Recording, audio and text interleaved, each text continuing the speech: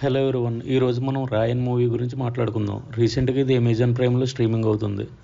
Dhanush movie అంటే చాలా expectations ఉంటాయి. మరి ఈ మూవీ ఆ ఎక్స్పెక్టేషన్ రీచ్ అయిందో లేదో చూద్దాం పదండి.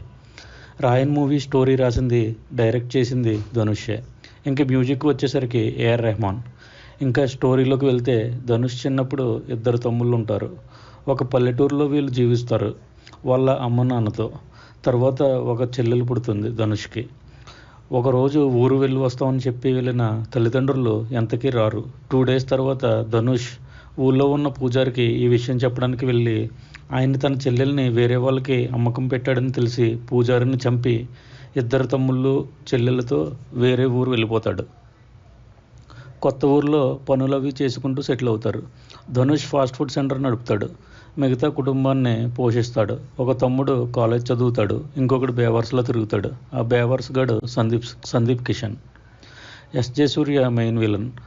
తమ్ముళ్ళిద్దరూ కలిసి ధనుష్ని ఎలా చంపడానికి ట్రై చేస్తారు. చివరికి ధనుష్ వాళ్ళ తమ్ముల్ని ఏం చేస్తాడు, ఇది మెయిన్ స్టోరీ.